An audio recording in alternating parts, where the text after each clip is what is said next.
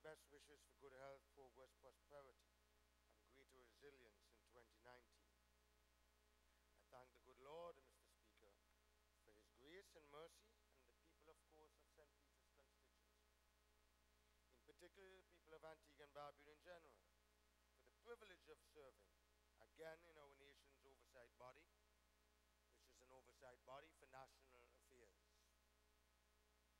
Mr. Speaker, permit me to offer my sincerest condolences to the family of Dame Yvonne McGinley, Antigua and Barbuda's iconic, trailblazing professional from the 1950s, Mr. Speaker, who have left us for a place in the great beyond on Sunday, January 27, 2019. Most young people in this country would not know that Dame Yvonne was a BBC and actually the first black woman BBC trained broadcaster. I think the Honorable Attorney General would know that.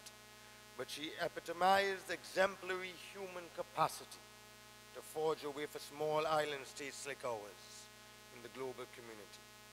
And Antigua and Barbuda will be forever indebted to this consummate professional, for she was an outstanding patriot, not only in her instrumental role in placing our vital tourism industry on the international map and working alongside the Honorable Lester Bird, the former Minister of Tourism, Prime Minister. He was then Deputy Prime Minister at the time. And she was also the Chairman and Executive Director of the Eastern Caribbean Tourism Association in the 1970s, Mr. Speaker. She was also responsible for marketing the sub-region and assisted in the product development and planning in member countries.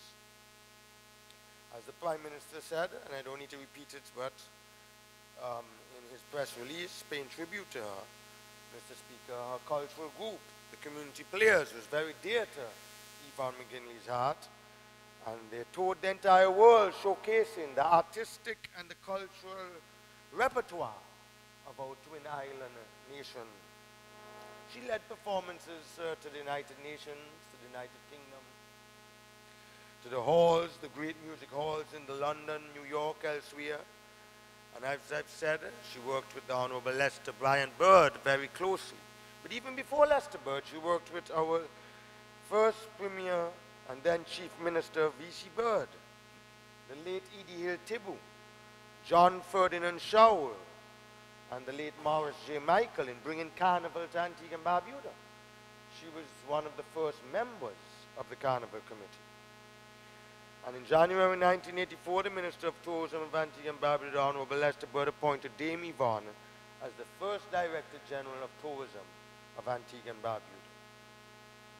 I recall also that in her retirement, she served as, I believe, Ambassador at Large in the tourism, consultant to the Prime Minister, and also as the Governor General's deputy.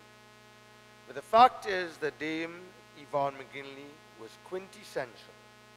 She was a woman of faith, she was a daughter of light, a messenger of goodness, and a model of grace and mercy and a blessing to our entire country. So I end by saying, Mr. Speaker, may her soul rest in peace.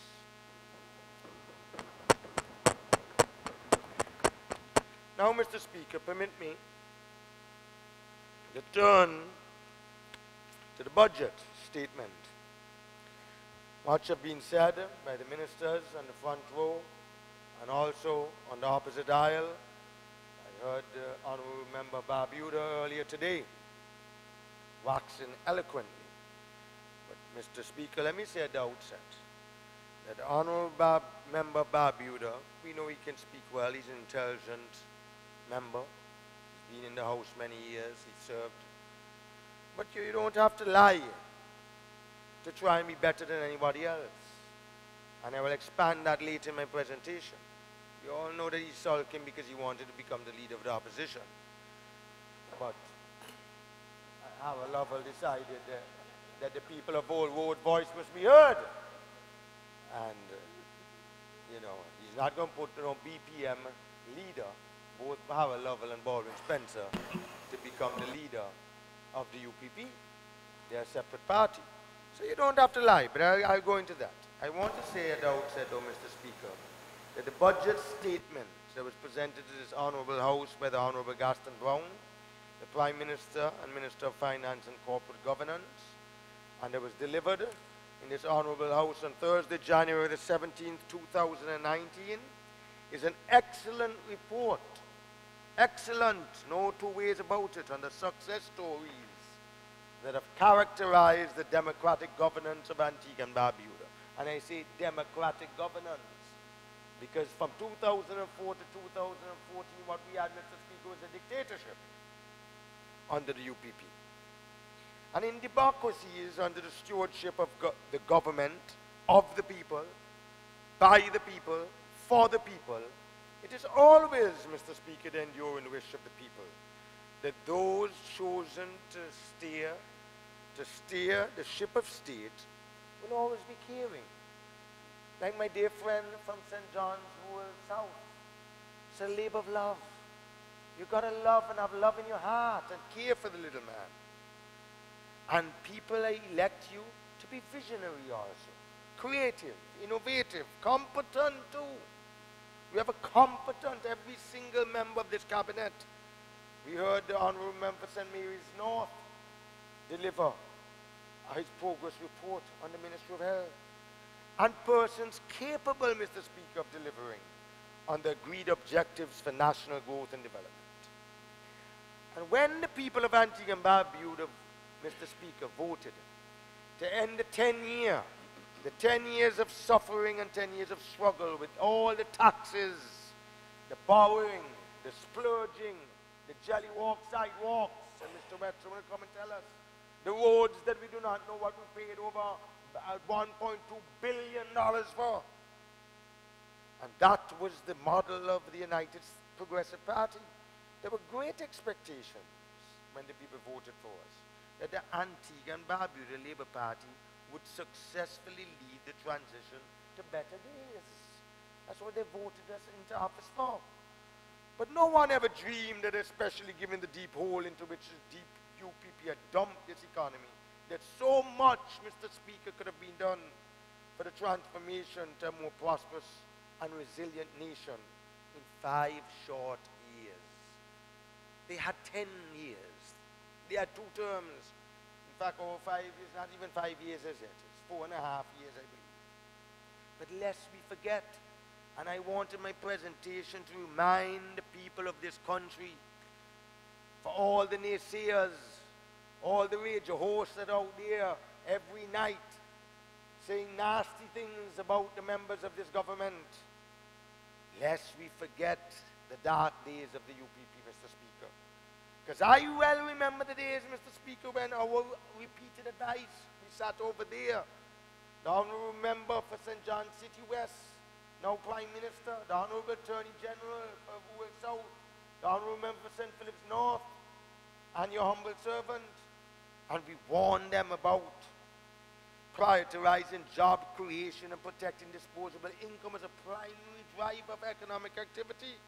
And they ignored us when we told them not to abolish personal income tax, to leave that disposable income into the people's pockets so they have more money. They didn't listen. They didn't listen, sir. I remember the UPP holding fast to the only economic policy option it was capable of appreciating, and it was to tax more, to wastefully spend more, and then blame everyone else for the inevitable economic collapse that ended up in 2014. Back in those dark days, we had on one hand loud boasts from the UPP, from the ministers of finance, from the Prime Minister, about the ability to take care of people's business and government in the sunshine. Oh, and we had a challenging global environment. On the other hand, we had total UPP ignorance, that's what we had, about the world market realities, because they understand absolutely nothing about it. And not as much as a single clue about how Antigua can use its resource advantages and be creative and innovative to compete successfully and thereby secure a worthwhile place in the international trades of goods and services. They know absolutely nothing about running a government, because none of them are managers, none of them are businessmen. I mean, I don't want to denigrate anyone, sir, and I have respect for every member of this house. But look who I shouldn't say so. Let me not say it. He's my friend, leader of the opposition. But I remember, Mr. Speaker, all those loose and non-specific talk about creating thousands of jobs, new jobs. Presumably they would fall from the sky, or they would magically emerge from some black hole somewhere simply because the UPP finance minister's budget statements about focus in certain areas. And we asked on the other side in opposition, where? We asked, where was the strategic plans for the sector? In terms of tourism, what new stayover, cruise, special niche marketing, where the airlift initiatives, carnival cruise stopped coming to Antigua because of the rudeness of one minister of health, tourism. Then he was then minister of health first. Where was the measurable, action-oriented, realistic and time-bound objectives to accomplish the mission of government in the sunshine?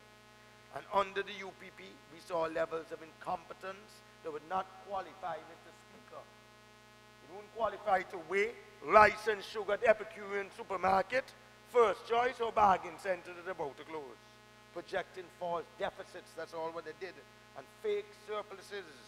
And now he's coming, the member for Barbuda, to accuse the Prime Minister and the Honourable Minister of State, Lennox Western, of giving misleading figures to the Honourable House.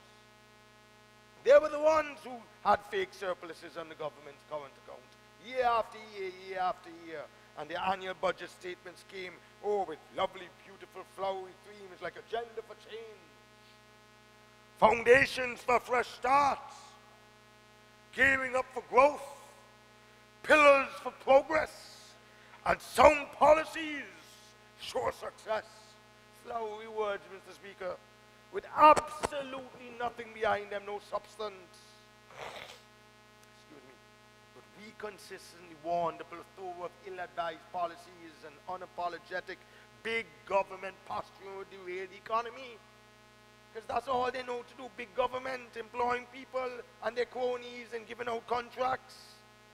We also warned that it's absolutely folly to believe that the salvation of this country's economy can be found in a repetition of facts about the global economy and one borrowed one-size-fits-all policy ideas from multilateral aid institutions like the IMF and the World Bank, and went and borrowed so much money from the IMF, and Prime Minister Brown had to pay them off, thank God. I think it was last year that we paid them off completely, Prime Minister. And kudos to you. How much they borrowed? Not 140 million. How much they borrowed from the IMF, Mr. Prime Minister? Wow. Well, that's nearly 140 million. 320 million EC. But we must be reminded that the UPP time and time again, they inherited when they came into power in 2004, the strongest and the most resilient economy in the OECS. And within its first year at the helm, the first few years, the UPP reversed all of the gains of ALP vision. And the caring to such an extent that our so-called government in the sunshine left itself with no choice, absolutely no choice but to enter go. And copying on, like a beggar to the IMF model of revenue and expenditure performance. I'm sure Lennox Western ain't gonna let that happen again. I'm sure Gaston Brown will never let that happen again. So we cautioned that Antigua and Barbuda did not become the #1 economy in the OECS back then under the ALP by any accident. Everybody was envious of us. St. Lucia, Compton was asking what was our model, asking Lester Bird, VC Bird, then Kenny Anthony, St. Kitts, all of them have now bypassed us. And to get data to lead the field in innovative ideas and strong implementation capability, along with local and foreign direct investment, to develop vital industries like our tourism industry, telecommunications, all what we are doing in terms of education, infrastructure, health, utilities. And that is why, Mr. Speaker, the Antigua and Barbuda Labour Party, we did it before the UPP, and we are now doing it again in the wake of the UPP's destruction of the economy. You know, I recall, sir, in one parliament, one former Minister of Finance, correct me if I'm wrong, his the enhancer had under the UPP regime said boldly vision without money is hallucination.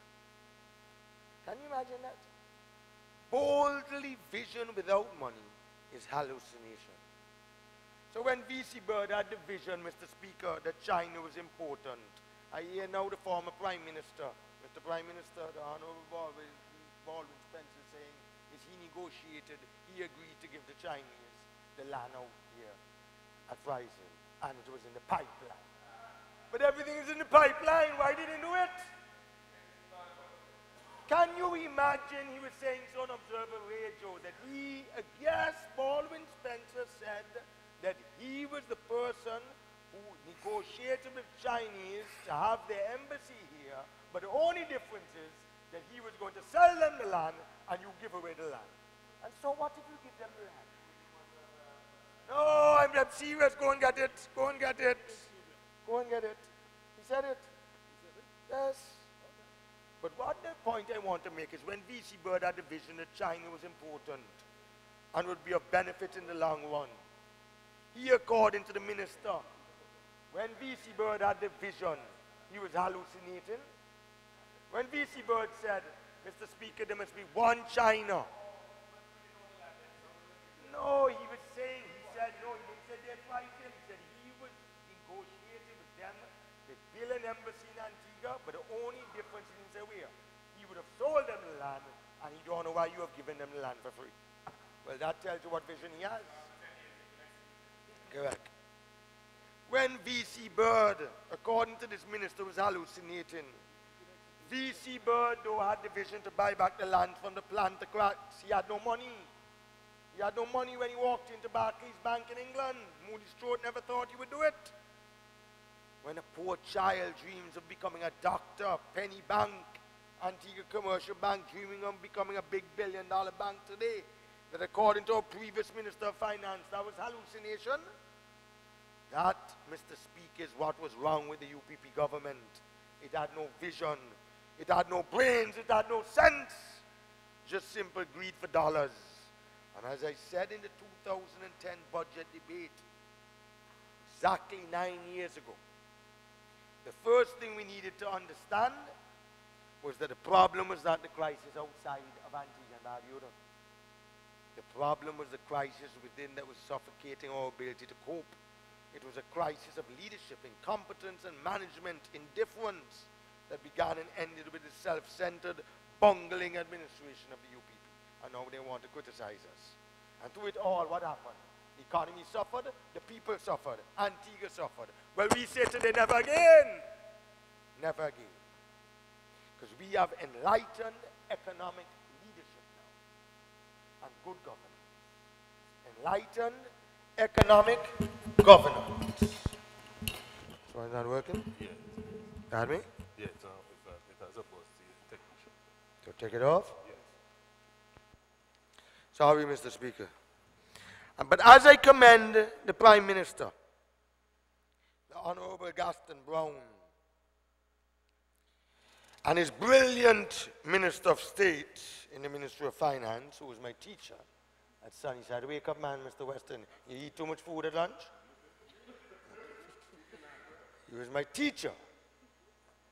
And I want to congratulate both of them for their enlightened leadership, the management of the Antigua and Barbuda economy. Kudos must go to them. And the whole team in the Ministry of Finance, all the technicians. Because I know that the people want me to say here today how relieved they are of the burdens of government excuse and of blame and non-performance that the UPP excelled from 2004 to 2014. They want me to underline the fact that the Antigua and Barbuda Labour Party government under Prime Minister Gaston Brown is dutifully and lovingly, we are ticking off all the boxes on progress with the vital interests that matter to this country. Employment, housing, and they can make all the hula about we have not delivered 500 houses. It will come, and more than 500 will come. And the point is that no other government in the Caribbean has ever done. It's unprecedented. And let me tell you something, Mr. Speaker, the National Housing Company didn't have $1, you know. They did not have a dollar. And it's the creativity and the relationships. I remember the Prime Minister got a soft loan from a particular investor that started with $2 million. 2 million US a grant. Can I say the name? Calvin here. To start it, he was at a cocktail party right here after, maybe 3 days after we won the election. The Prime Minister went up to him and he said, this is my dream, to empower the people that they can have not just a motor car, but a house, and a solid house. You know how many proposals, Mr. Speaker, that came before the Prime Minister? Because I was up there for the first 6 months, I didn't have an office, and they wanted to do all kind of housing with the prefabs and cheap houses for 60,000 and 120,000 US. The Prime Minister asked them, look, you think this is a ghetto I'm going to create in my country? My people must have solid concrete houses with blocks and mortar. They must have solar panel. They must have underground cable for their fiber optic to bring in the telecommunications to their phones. They must have proper, decent, and the government is subsidizing them homes. Subsidizing, and we're criticizing it. And he asked him for national accounts of the housing company. Prime Minister, bring the accounts, he will bring them. And I think the Prime Minister was ready before. Maybe not audited, but I think at least twice, I remember you recall, you've brought the accounts and given a report of the housing company. But it's envy. Education, we heard the Minister of Education yesterday on what we are doing. And don't speak about the good quality health care. And I have to pause here, Mr. Speaker. Because in the health sector, both medical and public health, Mr. Speaker, made significant progress. Mount St. John Medical Center was in a poor state. The government moved quickly, and we purchased back in 2004, I think it was a month or 2 months after we won the election, $10 million of sophisticated diagnostic equipment to replace the broken down, inoperable equipment left by the UPP government. Reagents and other critical inputs for laboratory testing were also bought, and they're now available on a sustained basis. And the old, expensive, ineffective management contract, you remember the honorable member for St. Mary's North, that a management contract with a company that never managed any hospital or clinic anywhere in the world, and you terminated it. And Mr. Speaker, all of the suppliers were owed millions of dollars, millions, we still owe, we're still paying down. All the service providers who owed for years were brought up to date, and the threat of the hospital not having medicine and basic supplies were averted. I mean, don't forget what we inherited. They didn't even want to open up Mount St. John, you know, don't forget that. They had Mount St. John because it was Leicester's bird's baby. They had it up there sitting, closed down. They took the equipment, Mr. Speaker, and they put it up in Hancombe building to rot and rust. And they even put some of it in the car park, that the new minister could not use it. They were all rusty, rain wet them, everything, and he had to order new equipment. But that chapter in our history will not be rewritten, Mr. Speaker. It will not.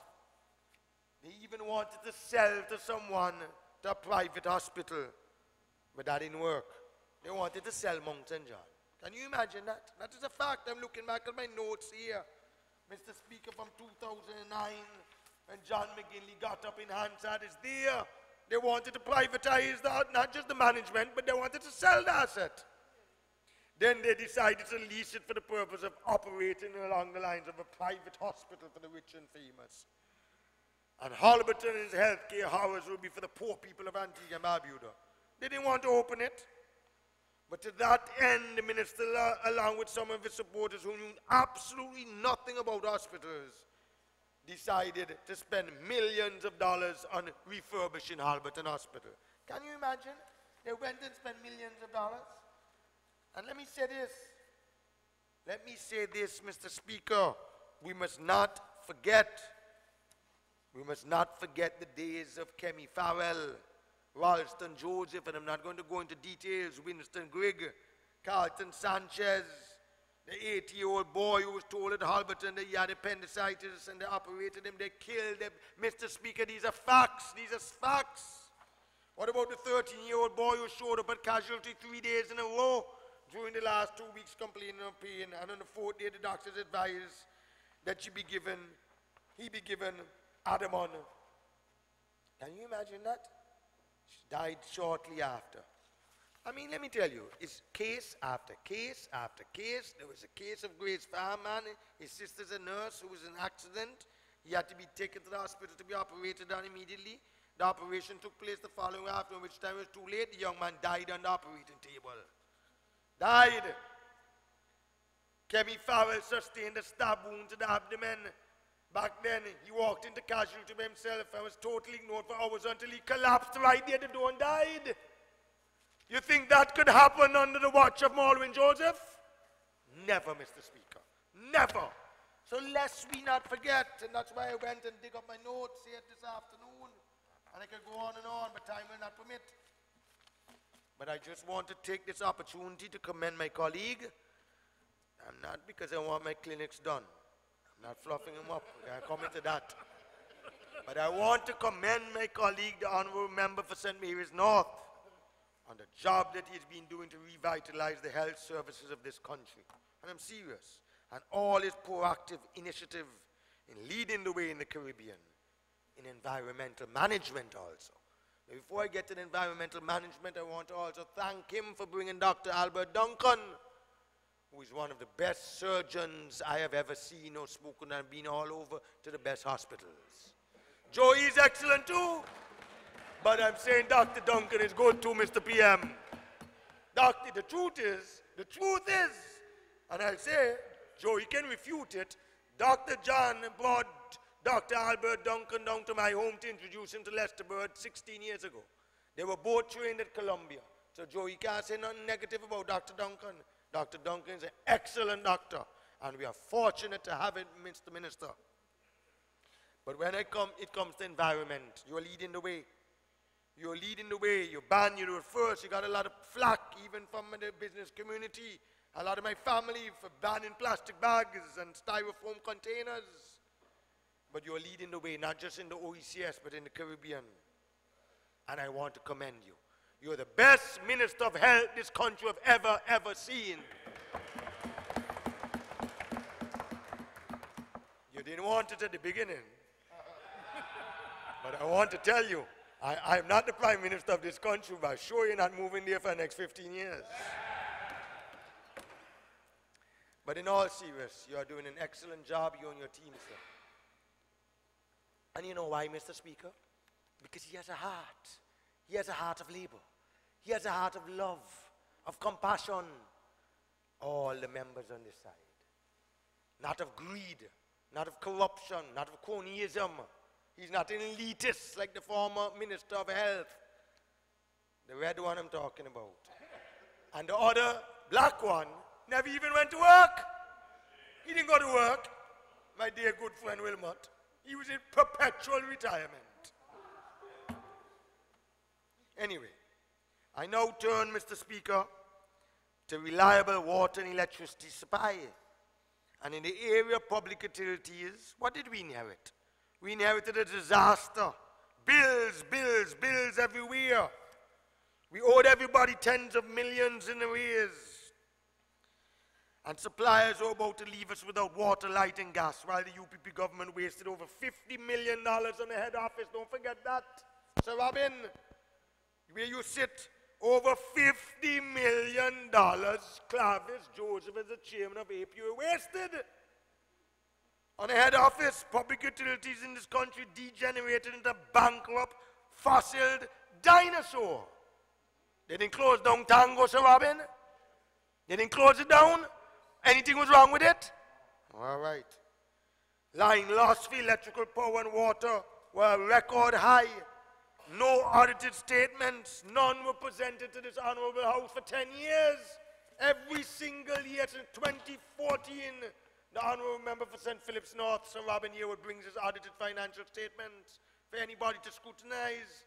That is good governance. That is transparency. That is accountability.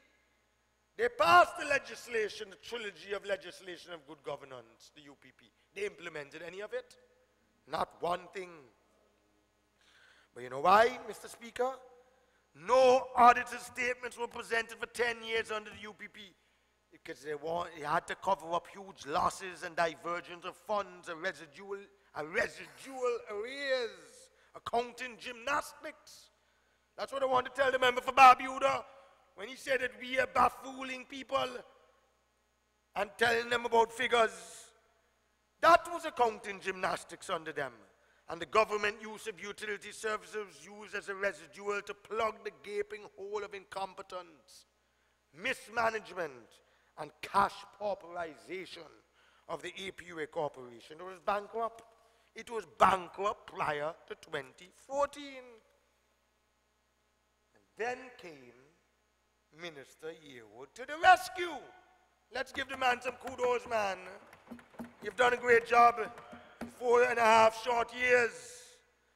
Mr. Speaker, if electricity and water were left in a state of disarray, telephone and internet were left in ruins. The neglect was corrupt, it was criminal, and it was full of self-hate for ourselves as a people. But we, the Labour Party, stopped the flow of waste and abuse, and we paid all the current bills to suppliers. We increased water output. We ordered reverse osmosis plants and parts. And in 2019, we were told in the budget by the Prime Minister that we will benefit from the fruits of these investments. Antigua and Barbuda will have 100% desalination water supply capacity with solar energy, powering these plants by 2020. Come on, man. That is progress. That is promises made, promises kept. People expect safety and security from crime and violence. Mr. Speaker, crime is down, the lowest in decades in this country, Mr. Attorney General. Rapes, murders are way down. Our people can go on beaches, the tourists can walk. Our people can walk home in nights now. And Antigua and Barbuda is a safe place. In fact, it has been voted one of the safest places in the world and the second safest places in the Caribbean last year, Mr. Attorney General. Come on, man. Look at the crime we inherited in this country. And we are ticking off the box. All of the boxes, we're going to tick them off one by one. Because when you speak about the work of the Ministry of Legal Affairs and Justice and the family court that you're setting up and the prison that you announced you're going to start, and I hope you're really going to build that prison because it's really inhuman to have that prison being overcrowded, Mr. AG. And you have to leave a legacy. We cannot continue with that prison. So I'm glad they've heard you said you're going to do it. And I know the Prime Minister and Minister Weston will find a creative way to find the money. But what about the legislative agenda? You're the first Attorney General in this country to allow this Parliament to meet every single month. Every month, sometimes twice a month, Mr. Speaker. And look at all the social legislation that you've passed in the last 4.5 years. They did not do in 10 long years. And I want to take this opportunity to commend and congratulate you. You're also the best Attorney General this country I've ever seen. You're surely not vindictive like Justin Simon. We are ticking off the boxes in terms of building greater resilience in the wake of natural disasters. Time will not permit me, because I only have an hour and a half, but I want to just remind this country that, and remind the honorable member for Barbuda, when that hurricane struck, and when those winds howled in Barbuda, and I do have to get into it because I've said it over and over in this house, the leadership that the Prime Minister already arranged before the hurricane hit Barbuda to have 2 or 3 containers for Martin Franklin, over $2 million US in aid, leaving Miami on his way to Antigua, and assemble a team with Marvin Joseph as the chairman, Melford Nicholas, Minister for St. John's City East and St. Paul, and myself, and assemble a cabinet subcommittee to meet with nods and every day. And the Prime Minister demonstrated leadership. And we welcomed all of those Barbudans to this country. And he's ungrateful because he represents them. And when he gets in his house and speak like that, he's ungrateful. Ungratefulness is worse than witchcraft. So, Mr. Speaker, having pulled the economy back from the decade of UPP management, We are moving on with the noble, people-centered endeavor of building a more resilient economy. And all of this is happening with exemplary revenue and expenditure performance and higher standards of fiscal responsibility. The 2019 budget sets out clearly the sources and the quantum of government revenue and how it was spent in the last year. It also fully reveals the amount of money the government expects to receive over the coming year and precisely how it will be spent.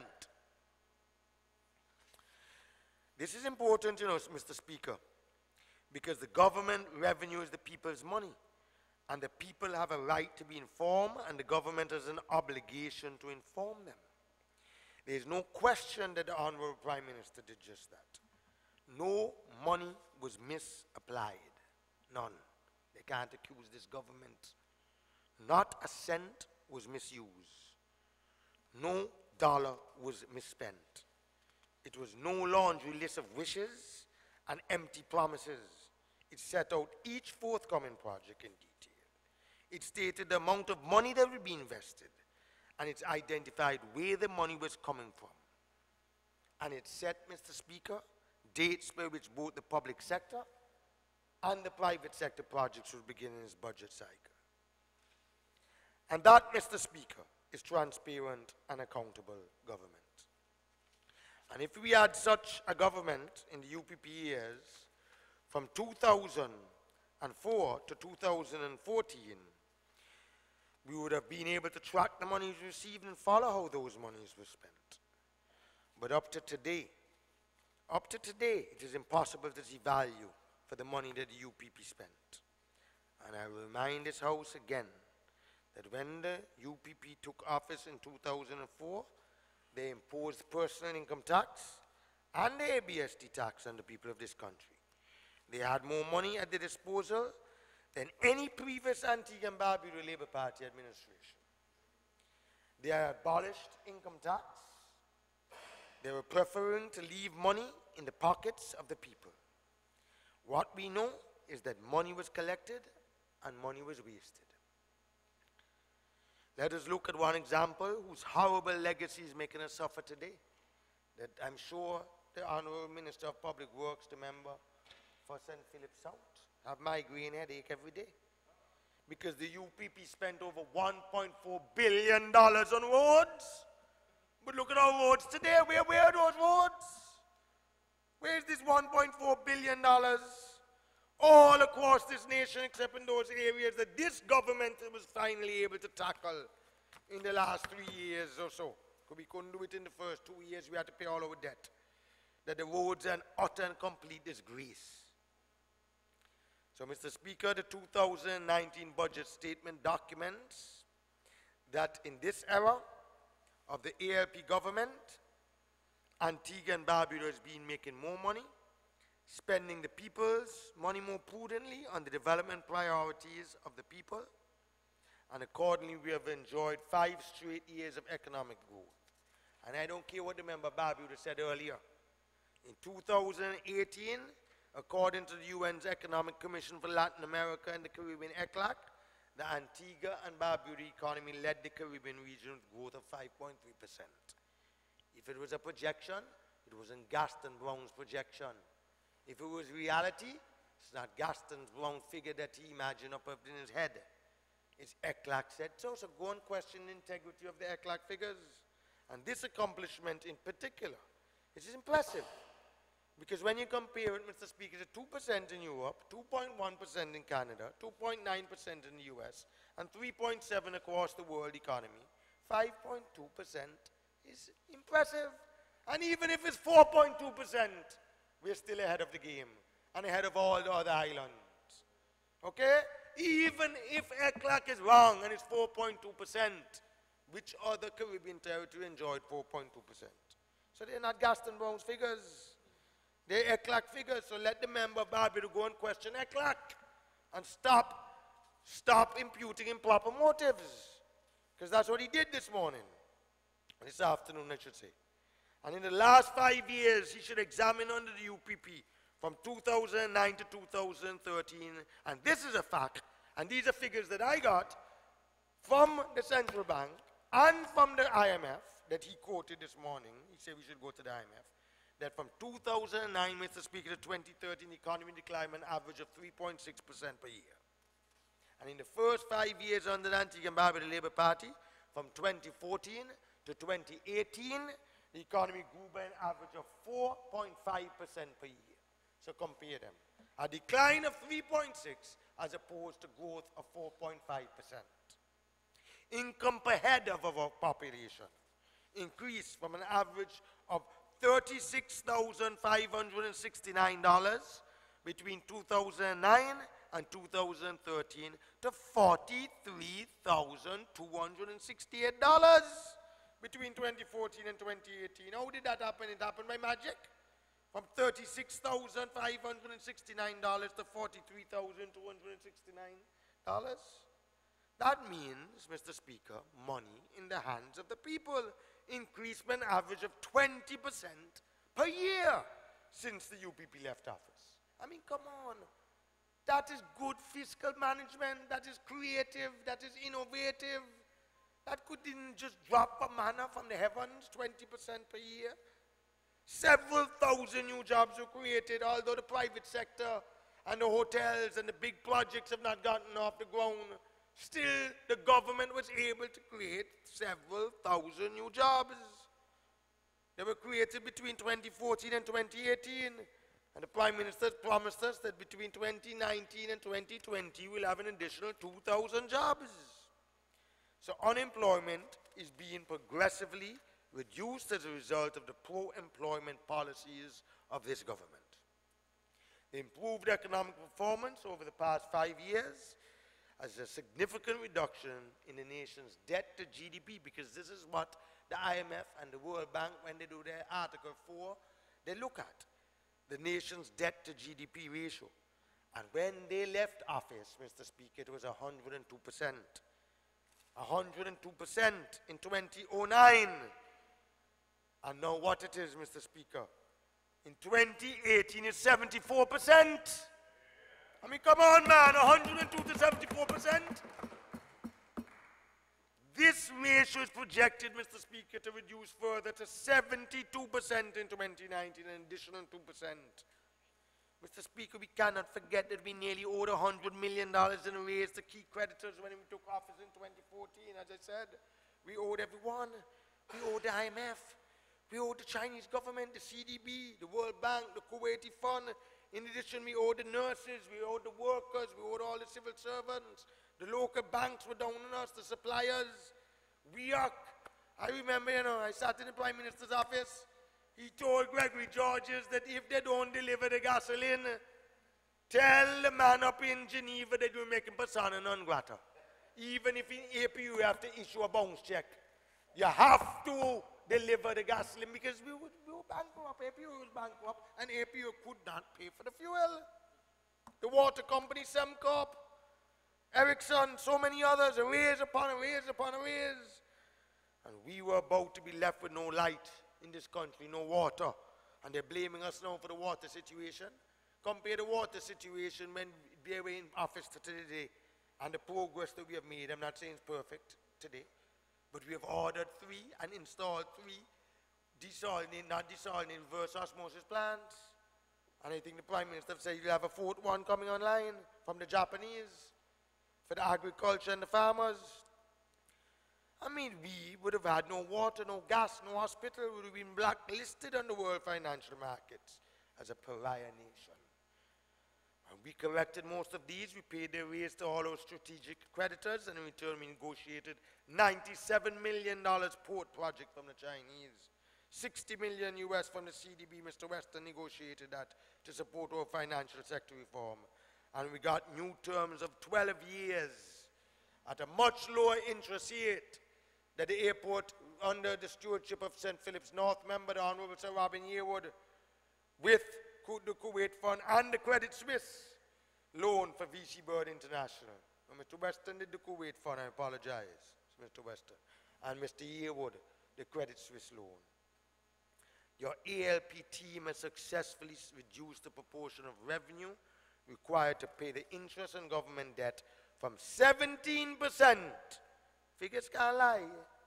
17% between 2009 and 2013 to 12.3% between 2014 and 2018.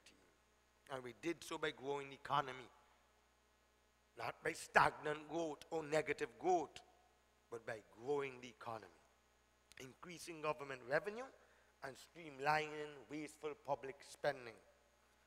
But in the last 5 years of the UPP, government's average annual revenue amounted to 680 million. And in the first 5 years under our watch, average revenue climbed up to 771 million. In other words, Mr. Speaker, we earned an additional 153 million per year, which allowed us to pay down the public debt while increasing spending on health care, education, and other social interests. Don't forget that we saved Abib. We saved Abib, the Prime Minister, and the funds and the savings of innocent Antiguan depositors. We purchased Biak and all the lands there that we can develop the lands now and empower Antigans to get a half acre or a quarter acre and build their homes out there. And in this severely challenging period of public sector financial management, he's going to say, oh, public servants didn't get enough. Come on. Public servants receive back pay in addition to 5% increase in basic pay, amounting to approximately $70 million. And that's after a decade of waiting under the UPP, that they promised the public servants they were going to pay them. The distress and the disappointment under the previous administration, Mr. Speaker. But these are statements of truth and fact about the economic management performance of the government in the past 5 years. And it provides incontrovertible, irrefutable evidence that our country is blessed at this stage in our history with a leader and a team that understand the economy and how to make it work for the benefit of all the people. And that is what people wanted, you know. That is what the people voted for. When they voted, that is what the Honorable Gaston Mons' team had tightly focused on, with hard, smart, long hours, not being lazy, of exemplary dedication. Remember, we used to stay in cabinet sometimes. We used to say, Mr. Prime Minister, we're hungry, we want to go home. And you have us up there till 8, 9 o'clock in the night. The man is a workaholic. But Mr. Speaker, let me turn now to tourism, which is my baby. And as we know, tourism drives strong growth. And the lead growth engine of our economy, according to the Honorable Minister of Tourism, we received 1.1 million tourists in all sectors in 2018, which is the highest number of visitors ever received in a fiscal year. And this reflects the tremendous work done by the Honorable Tourism Minister, Mr. Max Fernandez and his team. And I want to congratulate him and I want to commend him for doing a great job. Come on, he is. He's doing an excellent job. He was a little nervous when he took over from me. He thought that his feet was too small to fit in my big shoes, but I only wear size 10 and a half. But I want to say that he increased the arrivals. The statistics is there, the proof is in the pudding. And this reflects the tremendous work done by the Honorable Tourism of Minister and his team. Of course, following up, at the risk of sounding modest, on the investment, the room stock expansion, the occupancy marketing, the cruise product development, and the strategies of his predecessor. Yes. All right? All right. Clearly, is that all right? I hope the Prime Minister heard that. Okay. Yeah. He didn't hear that. And I'm happy he didn't hear. And let me just remind this Honorable House too, that in 2017 we welcomed nearly very close to 1 million cruise and stayover visitors to our shores. So we are growing every single year. But the 2018 award-winning performances within the sectors outlined by the Honorable Minister of Tourism continues to shine the light on a truly exciting vision of possibilities. And I want to congratulate all the award winners and thank them sincerely for their sterling contributions to building and maintaining excellence in Antigua and Barbuda tourism product. But Mr. Speaker, sorry, you cannot have a tourism plant and a tourism industry without tourism standards. Mr. Yearwood, I always hear you, because I know you have been close many years to the hoteliers, speak about standards. And with all the advanced plans for the state-of-the-art cruise arrival facilities, all the millions that we're spending on expansion and modernization of the hotel plant, more effective technology-driven direct marketing and promotion. By the way, you have given him more money to spend than you ever gave me, Mr. Prime Minister. We're on track. We're on track for more record-breaking performances in the sector. But we need to pay closer attention, Mr. Speaker, to the integrity of the product and the standards of service excellence that will meet and exceed the expectations of the global tourism market. Because shortly after the ALP took office in 2014, I will never forget the Honorable Prime Minister requested that we reach out to Miss Michelle Page. She's like an institution at the Florida Caribbean Cruise Association. And Honorable Malvin Joseph will know. And he will recall that all our major cruise line partners in an attempt to re-establish these critical relationships, because those relationships, truth be told, are deteriorated under the former administration. And as a new incoming administration, we had a clear vision that we needed to articulate and quickly implement so that our people would stop perishing and once again start enjoying the benefits of an industry where we were once known as a trend and pace among our peers. And I was accompanied, because he had the experience, by the former tourism minister, Malvin Joseph, to Miami, and to our dismay, we were told by some of the main cruise line partners that I was the first tourism minister to visit them in over 10 years. So what did the UPP do? What did he do for cruise tourism? Nothing, and now he's coming in and he's trying to criticize global ports. Exactly. Exactly, they wouldn't dredge it. Well, they gave a contract that's questionable. We had to end up paying $1.5 million for sweeping. The feedback to us was that Antigua and Barbuda had fallen way behind and was not taking the cruise industry seriously. A key complaint was with the free-for-all situation. We had lost Carnival Cruise, you know. Remember, Malvin? We lost Carnival Cruise, because you know all of them. With both bona fide and unregistered taxi drivers. Mr. Year would have been complaining over every single year about it. Bombarding cruise guests when they arrive in the city of St. John's. It was seriously damaging our reputation. And the constant harassment and solicitation of guests by unlicensed vendors and taxi drivers who were not part of the respective associations of the taxi associations were contributing to the drastic drop in onshore spending. We question why the onshore spending in Antigua is only 68 US, I think, per head, or 78 US. And in other islands, 112, 120, 130. Our cruise guests had simply resorted to returning to the ships prematurely as a result of this aggressive behavior.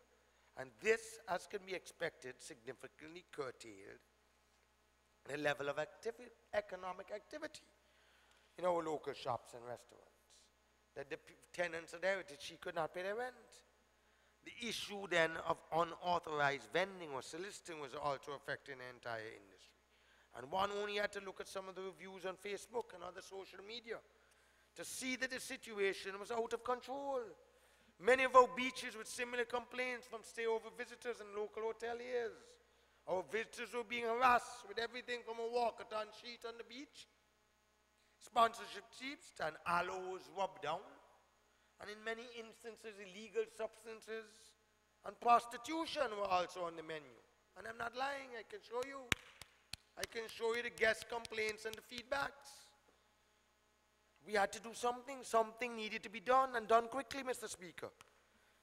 While the tourism ministers of St. Kitts and St. Lucia and other regional destinations worked methodically to align their tourism infrastructure, Denzel Douglas in St. Kitts with Ricky Skerritt, and then you had at the time, I think it was Kenny Anthony in St. Lucia, Antigua and Barbuda tourism ministers Harold Lovell and John McGinley sat back. They just sat back.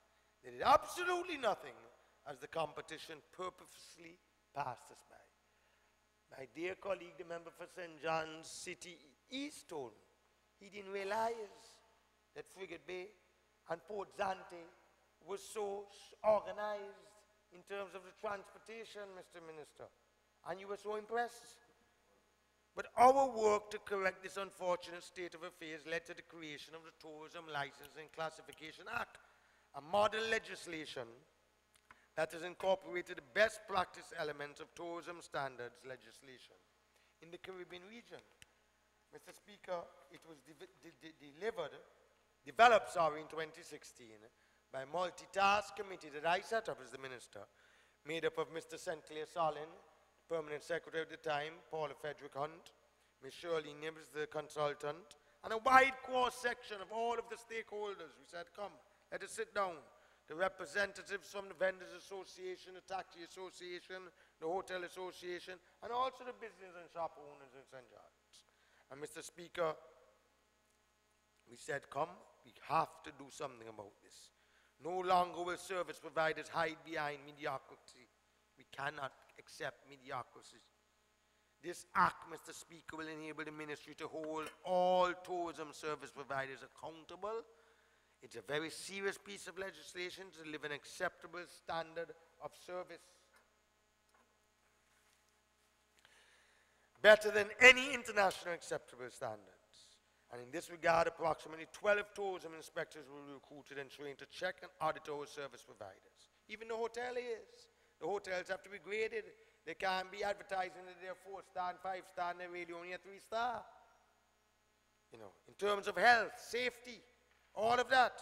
We started the ball rolling under my watch, Mr. Speaker. We employed a standards officer to monitor adherence to standards and to the hospitality institutions all across the country. There's a young boy, Mr. Speaker, by the name of Mr. Poy Robinson. Young, talented, qualified professional with both a bachelor's degree in environmental biology and safety, along with a master's degree from Mona Campus in UWI. And I don't think he's 30 years old. And he is responsible for visiting the tourism operations monthly, all of the hotels, the restaurants, and reporting to the Permanent Secretary of Tourism the findings and giving written reports on the overall quality of the product, the services in tourism-related accommodation in the restaurants, the tour operators, the tour guides, the vendors, and the other tourism-related service providers. And this is the kind of youth empowerment and opportunities for public service engagement that opens up with strategic focus on standards to safeguard the integrity and the growth of this vital tourism industry. So I urge the Honourable Minister, I'm sorry he's not here today, this afternoon, but I urge him to keep faith with this initiative and to press on, because it is critical that we show that we are listening to the industry stakeholders here and abroad. Stakeholders such as the Antigua and Barbuda Hotel Tourism Association, the AHTA, the FCCA, Florida Caribbean Cruise Ship Association, and our international tour operators, who have over the years been complaining about a myriad of customer service issues and operational issues emanating from the lack of regulations governing service providers on the island.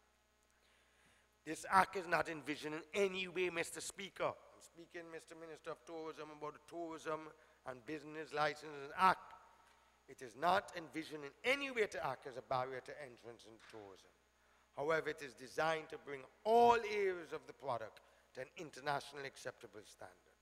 And Vince Lombardi, if you permit me, once said, and I quote, "The price of success is hard work, dedication to the job at hand, and the determination that whether we win or lose, we have applied the best of ourselves to the task at hand." End of quote.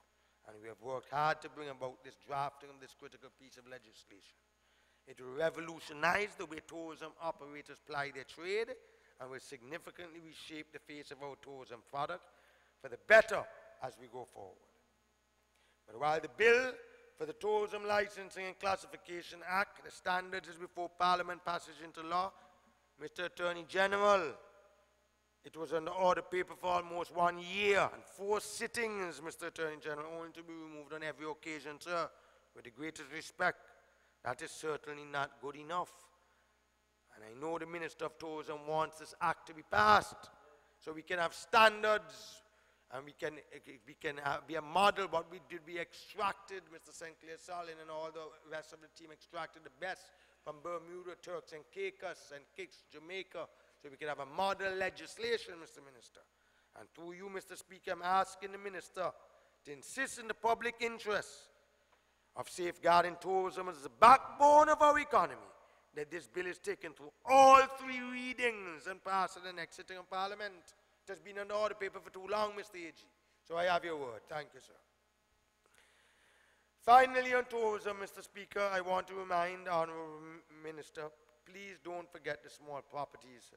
I know they're dear to your heart, and you're doing a good job with them, because they represent an important niche in our tourism. But the cost of doing business, and Mr. Yeo would not want to like to hear this, but that's his business. The cost of doing business represents a serious constraint. And it's not just for the small hotels, you know, for the large hotels. The cost of energy, for example, is a major issue for both large and small properties. And I remember Lester Bird arguing with him years ago in Cabinet that there must be an industrial rate for manufacturing. There must be a special rate for the hoteliers. And let me tell you something, you know, Mr. Speaker. Half of the big hotels, Tiffin, they're putting on their generator. They're not Tiffin, they're putting on their generator when it's peak time, so they're not using APUA. But the small properties, they need one, but they must pay the bills. Don't get me wrong, they must be current. They can't run up and you can't subsidize their complete business. I'm asking you to do that. But we must implement, Mr. APUA, we must implement a system that we have that, you know, give them a little chance. I remember meeting with them in the cabinet room, and the Prime Minister promised them that you would have put, I think it was what, $2 million, Mr. Prime Minister, in the Antigua and Barbuda Development Bank, that they can access soft loans at a low interest rate to help them refurbishing their hotel plant. We also promised them a discount, I think a 10% discount, once the bills are current on the APUA electricity and water bills. We have to help them. There's Antiguans and Barbudans, Mr. Speaker, and we cannot allow them to fail. We cannot allow those small hoteliers, Mr. Minister, I think it's about 46 of them. So, we must implement the 20-year-old recommendation from Lester Bird for a special electricity rate for hotel operators. And Mr. Minister of Tourism, you must fight for it. Don't let him shoot you down, not because he's senior to you. You must fight for it. Because, Mr. Speaker, the Prime Minister gave them his commitment, and we must keep to it. And some of these small hoteliers have put all their life savings, all of their life savings, into these little small properties. I now turn, Mr. Speaker, to foreign affairs. But listen to me, it's my job, Mr. Minister, to compliment or to criticize the government. I know you're going to talk for 3 hours, you know, I only want an hour and a half, maybe an hour and 40 minutes.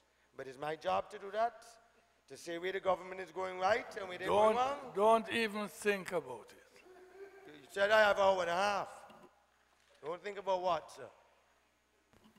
40 minutes. That's no problem, Mr. Speaker. You know, I am all right. I know you're tired. I know. Western going to talk for 3 hours. You can guarantee that. You're here till 9 o'clock tonight. Let me continue. I want to commend the member for St. Paul on his presentation 2 days ago. And not only was his accounting of his stewardship, if you get tired, Mr. Speaker, call on the deputy. Not only was his accounting of his stewardship in depth allowing the public a thorough appreciation of his management and leadership of his portfolio positions, but his treatment of the activities of the Ministry of Foreign Affairs was exceptional. And I have been in this parliament for 15 years as an elected member, and 6 years, or 5 years, sorry, as a senator. And I've never heard any Minister of Foreign Affairs report on that ministry with such careful, detailed, and meticulous way. And I, like most Antiguans and Barbudas, saw the Ministry of Foreign Affairs as just jet-setting I tell him, but Chet, every single time all you're doing is traveling, traveling, traveling. You'd better you put 3 stripes on your thing and call yourself a captain. But now, Mr. Speaker, I have an appreciation for the work of our foreign service professionals. The role of our diplomats and our country's leadership as honest brokers on the regional and the international scene. Excuse me. Excuse me.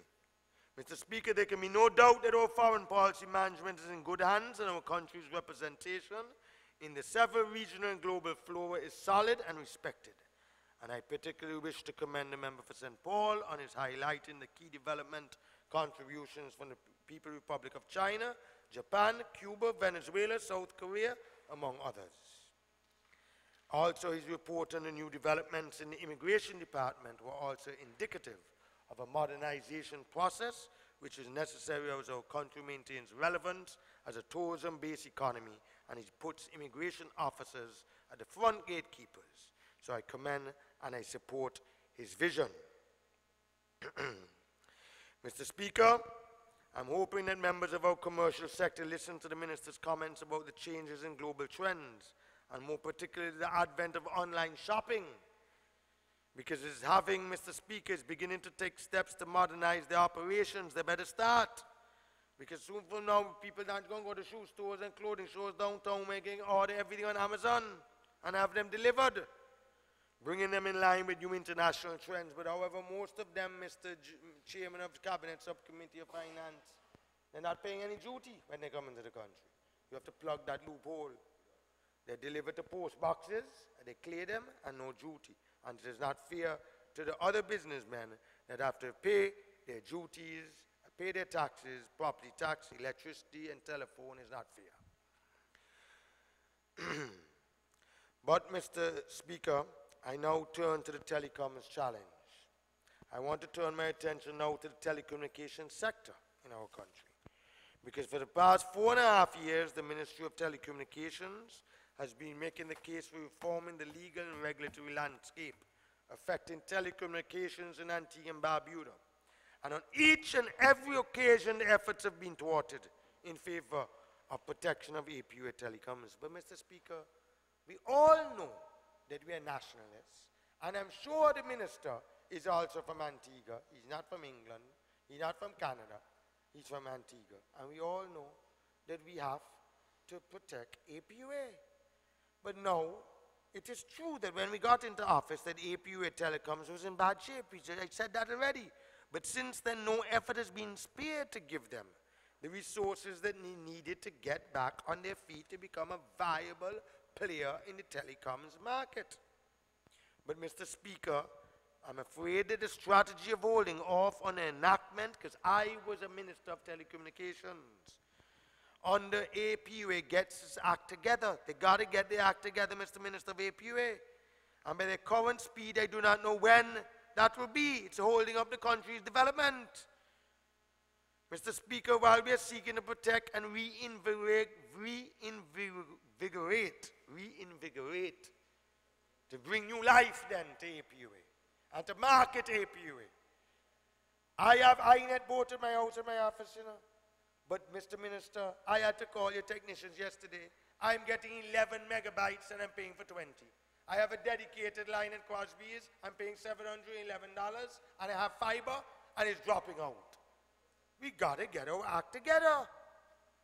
So we are also, by our own actions, enabling them to stifle consumer options in the process. And, Mr. Speaker, what a ludicrous proposition we still have today where APUA cannot be the competitor in and a regulator of the local telecoms market. That's all the minister is saying. I'm not defending Melford Nicholas here. I have none to who benefit by doing it. Mr. Robinette knows I have the greatest respect and love and admiration. He's been the best minister of APUA for nearly 28 years and then now 5 years. But it is APUA who approves the license of the other 2 mobile operators. And it is APUA that maintains a monopoly on the fixed line network in the country for telecommunications, Mr. Speaker. And it is these irregularities, yes you are, that I very well know and understand will be corrected by the passage. I know this is going to be controversial, but it's the truth. And I have to speak truth to power. You cannot be the regulator and still be in the market. That is why you have a Ministry of Telecommunications, or I shut down the Ministry of Telecommunications. Oh, you have changed it. So you have a Telecommunications Authority. Well, I take that back. I'm sorry.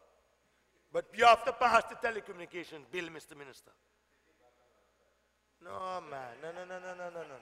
You must pass the Telecommunications Bill. It has been languishing under successive order paper now in this Parliament, year after year, and the minister is looking incompetent. He's looking like a fool, despite promises given into the country. Both the Prime Minister, Mr. Prime Minister, you said we are going to pass it, and the Minister of Telecommunications keeps saying we're going to pass it. You have told the public, you have told the industry, you have told the stakeholders, tweak it.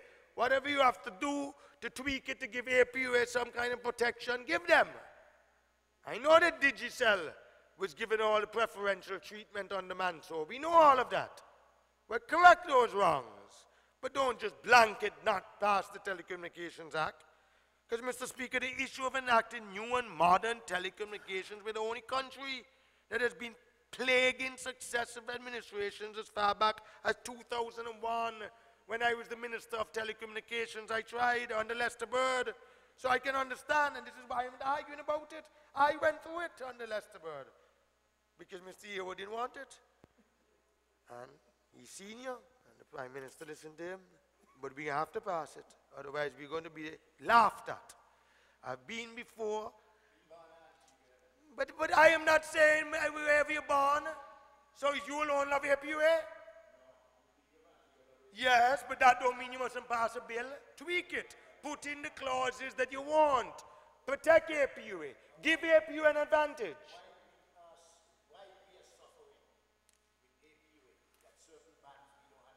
Well, I will get into that. You're right about that. You're right. That the former administration gave away all of the bandwidth, and to Digicel and Cable and Wireless, and didn't give APUA. And that is unfair, and that must be, that wrong must be right. Because APUA belongs to the people of the country, and I agree with you on that. I'm not arguing about that. I'm saying to tweak the Telecommunications Bill, take immediate steps to prepare for consideration of Cabinet. We have discussed it in Cabinet, the Telecommunications Act. It had been under order paper. In 2007, Baldwin Spencer administration, they too introduced a new telecommunications bill to the Parliament, where it only had its first and only reading. Now, under Gaston Brown, you think Gaston Brown is going to, he's the Prime Minister who is so innovative and modern. We are going to be way behind in the only country in ECLAC. And when we go to the meeting, we'll bet you stop go to the meeting, Mr. Minister. I wouldn't go if I was you. I wouldn't go. Because now under the Prime Minister-led administration, you, Minister Nicholas, member for St. John's City East, you have read into Hansard for 5 consecutive parliamentary sessions a first reading on an intended new telecommunication bill. Anyway, I rest my case. All I will say, I don't want to know it's argumentative, and I know that it's controversial, and I don't want to be controversial. You don't want me to speak on it. All I will end by saying on it, all right, the Speaker may cut me off. During 2016, the Cabinet allocated $30 million to enable them to increase broadband penetration across the island and rebuild your mobile phone service. And that was the recommendation of the Minister. So if he didn't love APUA, why would he recommend you $30 million to be allocated? As a matter of fact, Nicholas made that recommendation. I sat in Cabinet, and the Cabinet mandated that APUA made available to the people 10 megabits per second broadband service. And I remember it's Prime Minister Brown who said he wanted to be $75. Prime Minister Brown said he wanted to be accessible to all poor people at $75. To bring Antiguans and Barbudans in line with what was being offered to citizens of every other Caribbean island, because Digicel and Cable and Wireless were ripping us off. And they're still ripping us off. Mr. Speaker, but you gave Cable and Wireless the original exclusivity 25 years ago. Mr. Speaker, can you imagine that after more than 2 years and 3 months later, the vast majority... What did you say? What's that, sir? What did you say I did? I said Cable and Wireless enjoyed an exclusivity 20 years That's now. not what you said. You said I gave people... No, not you, sir. No, I didn't say... Sorry, sir. Can you justify that? No, sir. Well, That's a slip of the tongue. Yeah, what? Don't make statements that you're not going to support. You. If I said you, I'm sorry, sir. I apologize humbly. You always have it in for me. Why? Because I recommend you to be speaker to the Prime Minister, and you always have it in. You always have it in to me. Let me sit down. And I can't get 1 minute extra. While I can't get 2 minutes. The people can get 2 and 3 hours. How about my time, you know? Because if you all don't want me to talk, I do have to talk. I told the Prime Minister so yesterday. While you're on your feet, it is against parliamentary procedure to be talking to ministers direct. I'm sorry, sir. That is not permissible. You've I gone on and on apologize. about it. I apologize. You can say what you cannot be addressing ministers because you can only address the speaker. You are right, sir. And I apologize. I know I'm right. Of course, and I know you're right too. I've been sitting in here before you. And longer than you. But I apologize humbly. Oh, but come on. Let me behave myself. Everybody can get an hour and 10 minutes. If you have a walk or 2 hours. If you ever, I must be 1 hour and 30 minutes. It's not now. It's from the evening when I was a minister. It's not a problem. I don't have to talk. I can go dry here. Take it easy, take it easy. Oh, don't say I'm a vagabond. No, Asot me today. I done with APU now. Because I don't want to upset Robin anymore. No, I don't want done with it. Let me finish with that. Let me go to ABS. When you're finished pouting, you can proceed. Thank you, Mr. Speaker. Mr. Speaker, I also wish to pay tribute and show respect to my colleague and member for St. John City East for the transformation that he and Ms. Erneme Bradford have accomplished at the National Broadcasting Service. Because I know that it's difficult to bring about lasting change, especially when change involves a change in culture and behavior in this country.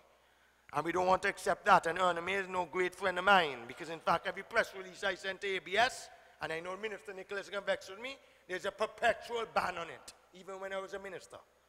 Even when I was a minister, I put out a press release congratulating Dame Yvonne McGinley, so that's why I had to do it today, Mr. Speaker. I put out a press release congratulating the Prime Minister on his budget speech last week. There's a ban on it. But at the end of the day, you're not pleased I'm saying so, but I must say it. ABS has now become a center of excellence in our public sector. And Erneme is doing a good job. She's not my favorite.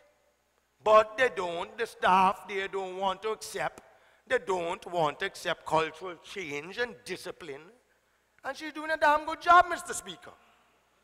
And ABS has now become a center of excellence in our public sector and also the leading media house in the Caribbean in just a few short years. It has.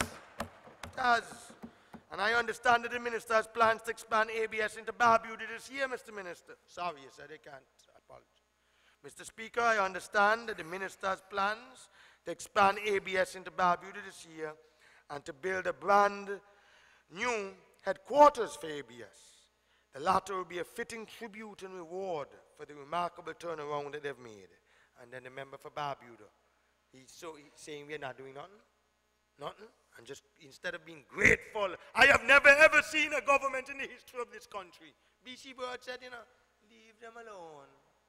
Left them alone. Left them alone with their peanuts. Left them alone. And Gaston Brown bringing runaway.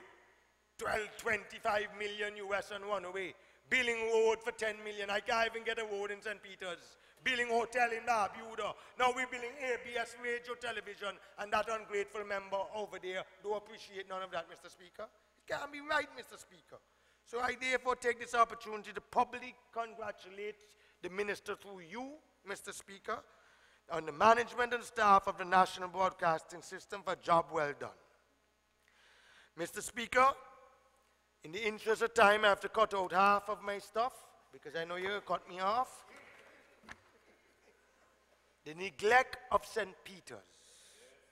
I turn now to the press. I should have done this first, but I always make the mistake. Because I'm not a minister, and I should have done this first. I now turn to the pressing, let me open up my jacket. The pressing infrastructure the health care, and the other critical needs of the people of Param, of Piers, of Painters, of Vernons, of Lindsay, of Lightfoot, Gunthrops, Wales, Mountjoy, Fidges Creek, and even Jumbi Bay. Because my constituency is the largest land constituency in the entire country in terms of land size. It may not have the most population. It crosses the water out to Ghana Island and Bird Island and Jumbi Bay. Did you know that, Mr. Speaker? Did you know that, St. Peter's? You were the chairman of the Electoral Commission. You must know that, sir. These residential areas comprise St. Peter's constituency that I have been privileged to represent in this parliament as a member of the Antigua and Barbuda Labour Party since 2004. And this constituency, Mr. Speaker, and you can ask Sir Robin, like he said yesterday in his presentation, that there are two garrison constituencies. It's St. Philip North, and your constituency has been neglected for years. And thank God you got that clinic. You deserve it. And we thank the Chinese government for putting it there. It is a beautiful clinic, sir. But the constituency of St. Peter's and your constituency has voted St. Philip's North for the Antigua and Barbuda Labour Party in every single election since we received the right to vote 60 years ago, adult suffrage. We've never lost the seat. Am I lying, sir? I'm half your age or quarter. Am I lying? Have we ever lost the seat? All right. I faithfully promised the good people, faithfully promised them, of St. Peter that I would dedicate my efforts to the continued growth and prosperity of the constituency. And that day when I first entered these hallowed halls of Parliament for the first time, I asked myself one question: what do I want my legacy to be? At that point, I realized that I did not want my legacy to be an event, but a sustained effort of carrying the great people of this community from strength to strength. It was my hope that working together with the assistance of the government, we would have improved the infrastructure of the community. We have created opportunities for the young and would have provided the support needed for the elderly, the disabled, the unemployed, and the most vulnerable among us. But I, Mr. Speaker, found the people of St. Peter, and they found me. I have a strong and unbreakable bond with the people of St. Peter, and they know that Asot cares. They know that. And it is the wonderful people of St. Peter that fill my heart with the conviction that every day in politics for me is worth the calumny that I've endured, the ridicule that I've endured, and that I should for them give my best, Mr. Speaker, at all times. So today I'm humbled this evening, this afternoon, to stand in this honorable house to give my best. I am the representative of my brothers and sisters and all the comrades, brothers and sisters of St. Peter, whether you're red, blue, UPP, or ALP. And I want to make it pellucidly clear, as Lester Bird would say. I intend to remain their parliamentary representative until they tell me they don't want me no longer. I'll be robust and loyal in defending the interests of each and every one of them. I'm no longer the Minister of Tourism. I don't have that responsibility. I don't have to travel all over the world like you, Minister. I am going to serve them, because serving them is an honor. It is a privilege, and very especially, Mr. Speaker, it is personal for me. And as a priority, we need urgent government assistance to create jobs. I don't have any ministry, and even when I had the Ministry of Tourism, it's not like the Ministry of Health. It's not like CBH. It's not like APA or Transport Board or Airport Authority or Public Works. I would report. And I didn't have a ministry to create jobs that would challenge and reward and allow our young people to reach their fullest potential. We have a lot of intellectual, intelligent people. Where you think Western come from? Why you think he have so much brain in his head? And the whole Western family so intelligent. Karen and all his sisters and all them. They're intelligent people. They eat a lot of cockle water and eat a lot of fish. These people, they're intelligent people, they're intellectual. And Mr. Speaker, we need the cooperation and assistance of the government to continue to develop our housing stock, refurbish our roads in the constituency, and improve health care and education programs. And I want to say, as the parliamentary representative of St. Peter, sir, I have led the way in privately funded facilities out of my own pocket since 2003 for sports, for recreation, computer technology and education. And my vision has always been about economic transformation capable of generating the opportunities that will allow constituents to do better for themselves, their families, and their loved ones. And in this regard, we wanted to build a house of many rooms. That was my dream. The foundation would be a St. Peter's Trust Foundation, a non-political, non-profit organization through which we would transform this beautiful town of Parham.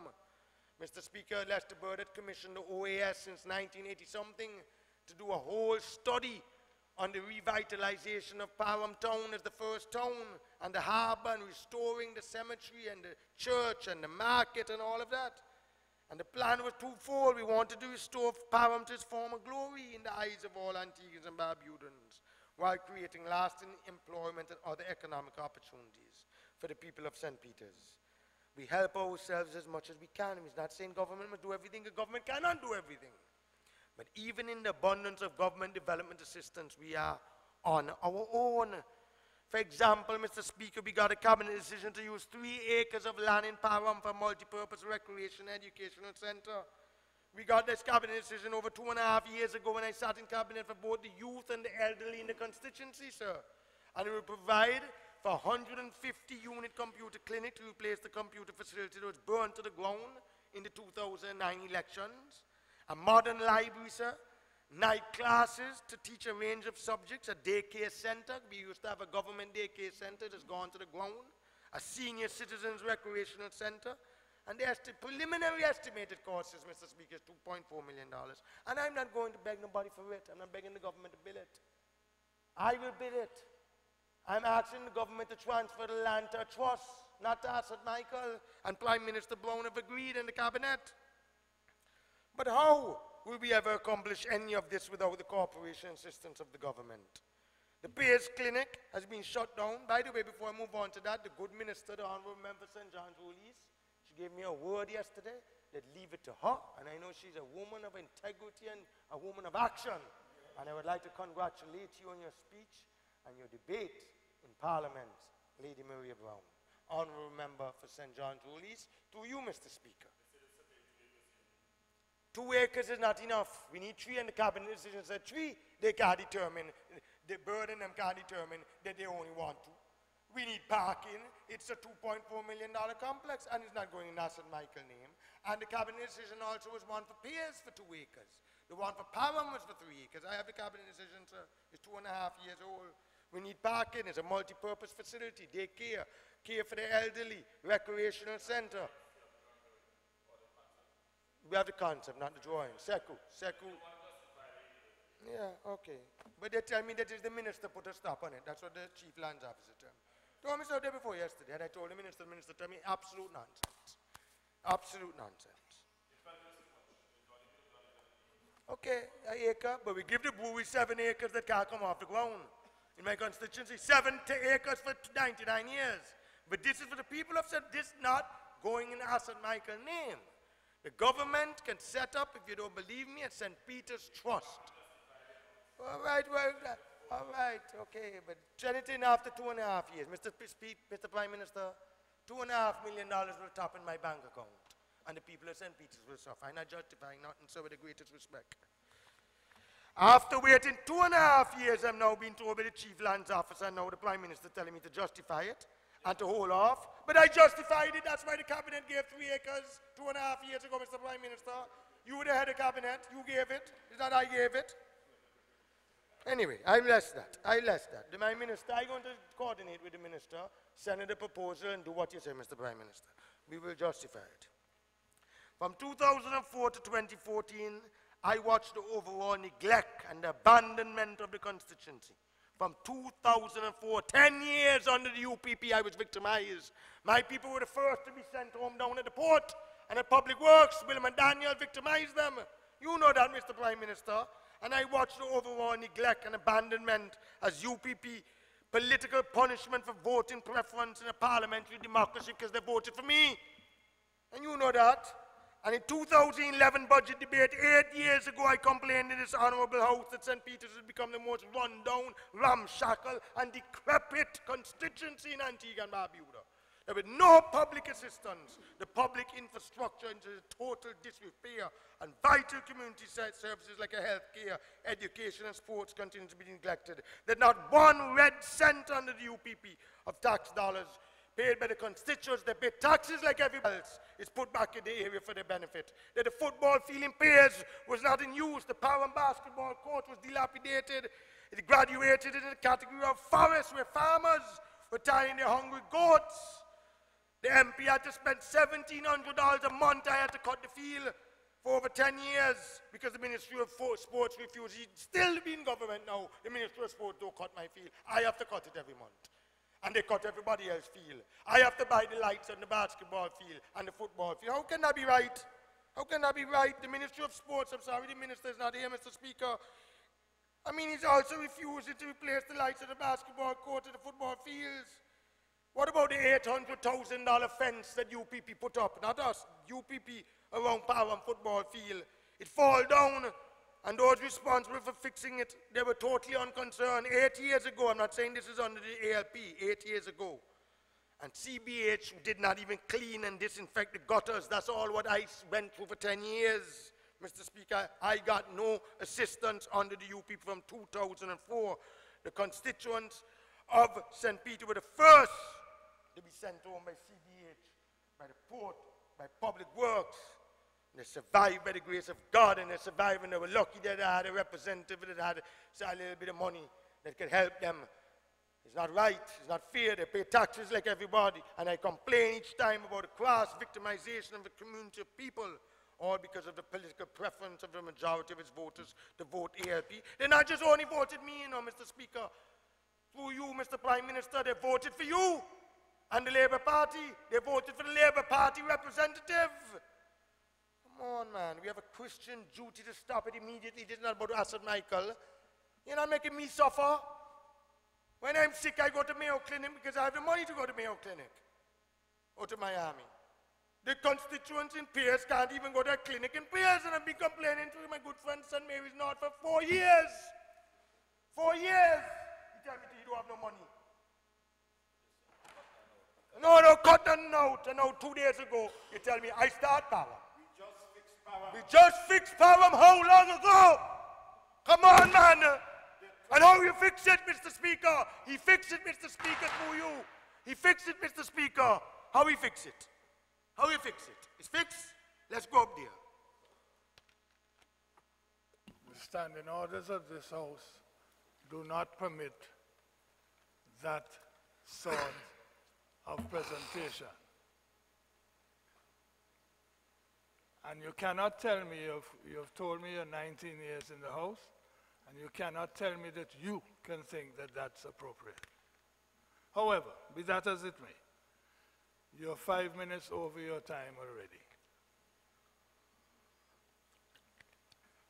I crave the indulgence, Mr. Speaker, to ask the honourable members of this House for extra 30 minutes. You'll have to, well, if the members of this House I'm asking, want to give through you you, time, Mr. Speaker, I'm asking they, through you, I've not spoken. wait, Can I finish, sir? Hold on, you can't speak when Sorry, I'm sorry, speaking.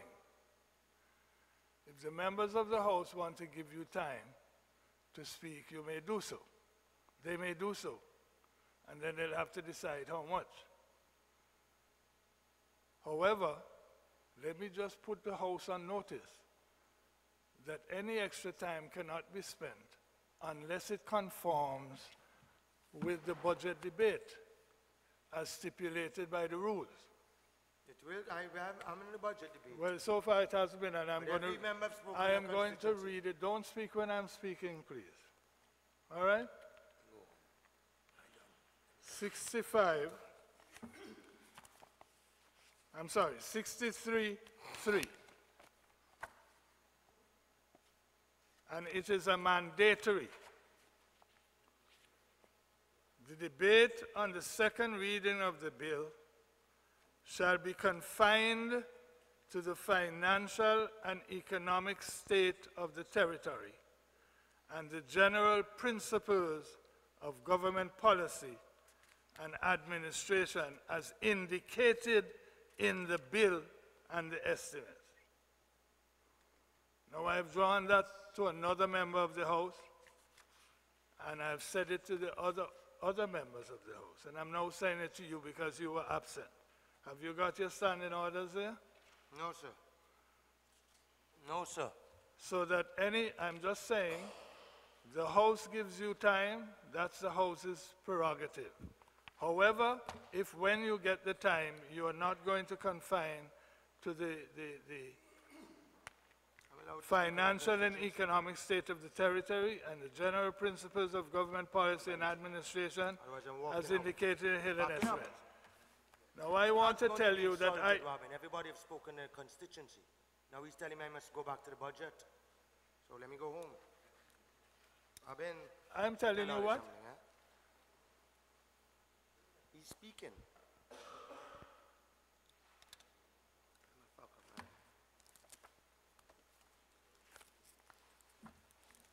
Thank you, Mr. Speaker. I would like to say, well, I have to ask and put the question to the House first. Can I have 20 more minutes, please, to the House to finish my presentation? Can I have 20 more minutes? I need to know. Thank you. Mr. Speaker, I hear what you've said. I do not have my standing orders, and I really do not know that, and I respect you. I have great respect for you. Although all you have is vindictiveness for me. But albeit that, Mr. Speaker, every single member of this House ended their contribution, and I watched, had spoken on their constituency in extended time. Every single member. Not one kept to exactly 90 minutes. And the last extra time, that is incorrect. All right. Well, I only have to speak on my constituency. Well, that is incorrect. So will I be permitted to there speak are on my members, there are ministers of government who spoke for less than 90 minutes. No, I'm saying and the those ones that that finished did. on 90 minutes. I'm saying the ones and that those, did. And there was at least one member who went over, who continued to speak on matters that were unrelated, and I drew this to his attention. Now, I am not concerned with if the House was not aware of this before, and that this has become a habit, bad habit or not. I'm simply applying the rules fairly. And what I'm speaking to you, Honorable Member, and St. Mary's North, I'm speaking to St. Peter.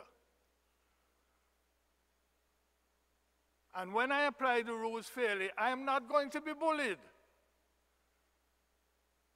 In any case, I'm a hard person to bully. So we're going to just follow the rules, and we're going to be polite, and we're going to be courteous to everybody, as a member of Parliament of 19 years should be. Now they're giving you 90 minutes. Please proceed, and please stay within the rules. Speaker, I have spoken on the budget at length. I've commended the Prime Minister. I've gone into the figures. I've spoken on the ministries of telecommunications, foreign affairs, tourism, public utilities, public works. I cannot, there's nothing else for me to say, but to continue to deal with my constituency. If you do not wish me to speak on my constituency, then what will I speak on? It is not the matter that you spoke on your constituency, St. Peter. It's the manner and the inappropriate way in which you did, by shouting at ministers and shouting at them when making your points. He told me to take it back, man. I'm not his child. You think I'm Alvin George's child? You're going to argue with me? Huh? You didn't hear him? You didn't hear him? What? I had not heard what he said. Oh. I'm simply saying that the way you are shouting at the other members of the House, whether they are ministers, as a matter of fact, I'm going to send him out, see? Yes, sir. You better go and talk to him. Mr. Speaker. I'm going to send him out. I understand, Mr. Speaker. Mr. Speaker. You all gave him the 20 minutes, you know. Mr. Speaker, I think this is a time when I understand that the member for St. Peter may be a bit concerned, but I believe that he understands fully well now that you speak about your constituency, and that will be it. Okay? Mr. Speaker, with respect. I'm not hearing you anyway. Yes, Mr. Speaker. Thank you very much. Thank you, Mr. Speaker. Finish up, please. Thank you, Mr. Attorney General. Thank you. I continue. Mr. Speaker, before the election of 2018 As a broken-hearted parliamentarian, I reflected with great sadness on the appalling treatment of my constituents by this sitting, my sitting, Antigua Barbuda Labour Party government. The truth always hurts, but it must be told, because I worked tirelessly, day and night, for 10 years in opposition. I was not just prosecuted, but persecuted by the UPP, for which I utilized my family financial resources to assist to win the general election. We gained the government to be treated like this in the last election. And I decided that the time has come, Mr. Speaker, that something needed to be done. And the budget gives you the latitude to speak on the budget, on the economics, on the financer, but also on my constituency. And I engaged every single heavy-duty equipment, Mr. Speaker, operator in Antigua and Barbuda at the cost of well over $1.5 million, sir, to my family, to clear Cassie bush and hundreds of acres of land, to clean out and to excavate public ponds, to grade dilapidated roads, to purchase olean and stone for roads, to purchase street lights to put on state-owned lampposts. After APUA would not give me the additional 100 lights that Mr. CA would instruct them, I had to go and buy lights out of my pocket. To repair the sugar factory cricket ground, I had to pay, Mr. Speaker. And the fence around Parham football field, I had to pay to fix it, that the contractors still have left unfinished up to this day. The Antigua and Barbuda Labour Party, Mr. Speaker, of which I'm a proud member, coming up in as a juvenile. I still have my card carrying membership from Patrick Michael, man. From 7 years old, used to take me to North Street and dress up all his picnic on a Labor Day. The only businessman that was fearless. The only so-called Arab that would go down to Labor Day, every single Labor Day with the workers of this country. So I am proud, Mr. Speaker, that I became a government again in 2018. And the UPP pattern of neglect, of the abandonment of St. Peter's, the largest constituency, as I've said, by land mass, continued. It continued under the ALP. And right before the eyes of our party, history is repeating itself. History is repeating itself, because the same neglect and abandonment of the constituency of Joseph, Uncle Joe, Myers endured on the VC Bird 40 years ago is exactly what I'm experiencing today. So history is repeating itself. And the people of St. Peter gave the Antigua and Barbuda Labour Party candidate a commanding, unprecedented 81% of the popular vote in the 2018 election. No other, not even the great Sir Robin Yearwood or the great Sir Vabe Cornwall Bird have ever received 81% of the popular vote in this country.